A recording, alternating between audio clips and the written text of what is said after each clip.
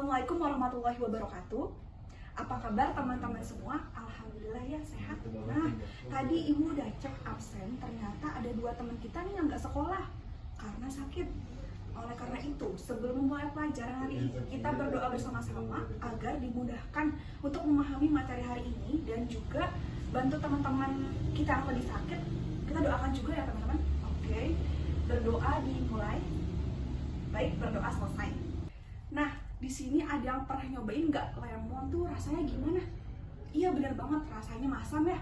Terus kalian ketika cuci tangan pakai sabun, tangan-tangan kalian ngerasa nggak sih licin?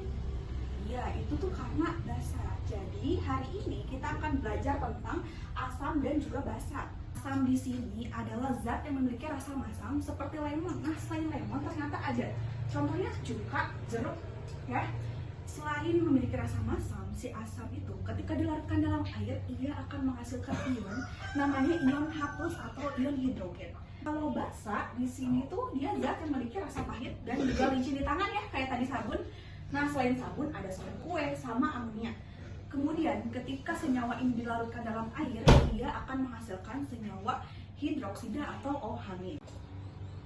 Selain asam dan basa, ternyata ada satu sifat namanya netral. Netral ini nggak termasuk asam, nggak termasuk basa. Jadi dia di tengah-tengah pH-nya, yaitu sekitar 7 ya teman-teman.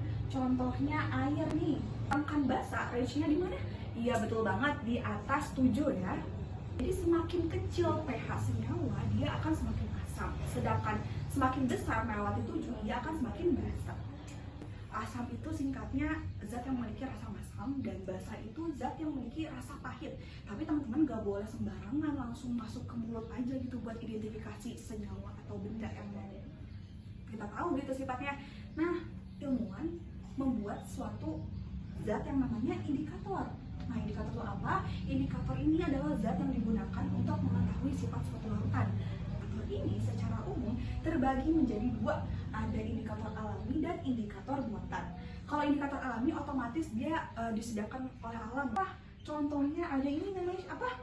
Ya betul, kubis ungu, ada kurkumin atau kunyit, dan juga ada apa? Ada daun jengger kotok. Nah, kenapa kok bisa ya dia jadi indikator alami? Karena dia itu mengandung pigmen warna yang sensitif jika terkena larutan yang bersifat asam dan basa. Nah, kalau di lab tuh kita pakai indikator buatan. Kalau anak IPA tuh udah biasa sama yang namanya lakmus. Kalau lakmus biru berubah jadi merah itu namanya apa? Benar, jadi asam. Nah, sedangkan warna lakmus merah berubah jadi biru, jadi apa? Betul, kebalikannya ya, jadi basa. Dan indikator alami sama lakmus ini cuma bisa mendeteksi si senyawa ini asam aja atau basa aja gitu. Tapi kita nggak tahu pH-nya berapa. Makanya diciptakanlah pH universal. Range-nya nih ada 0 sampai 14 ya. Ketika pH-nya 1 gitu berarti dia asam, ketika 14 berarti dia basa kuat ya.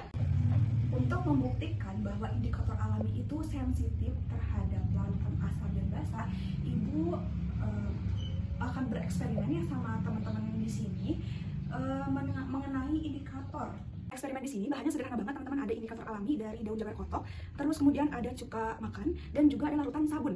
Jadi ini kan senyawa cuka ya, cuka makan, warnanya berubah lebih terang dibanding senyawa basa. Basa itu lebih keruh. Nah, ini bisa kelihatan perbedaannya antara asam dan basa. Nah, itu dia tadi perkenalan mengenai asam dan basa ya teman-teman. Itu tuh relate banget sama dalil dari Quran Surat Al-Furqan ayat 53. Allah tuh mengatakan kalau misalkan air tuh ada yang tawar dan ada yang asin, sama halnya kayak reaksi asam basa. Nah, harapannya ketika belajar kimia tuh teman-teman di sini nggak cuma belajar tentang teknologi, tentang sains atau eksperimen yang menyenangkan, tapi juga belajar tentang mengenal kebesaran Allah Subhanahu wa Ta'ala. Itu tadi materi mengenai asam dan basa. Kalau misalkan ada yang bertanya dan mau konsultasi, boleh diskusi bareng ibu. Kita akhiri sesi ini dengan mengucap alhamdulillahirabbil alamin. Ibu tutup. Wassalamualaikum warahmatullahi wabarakatuh.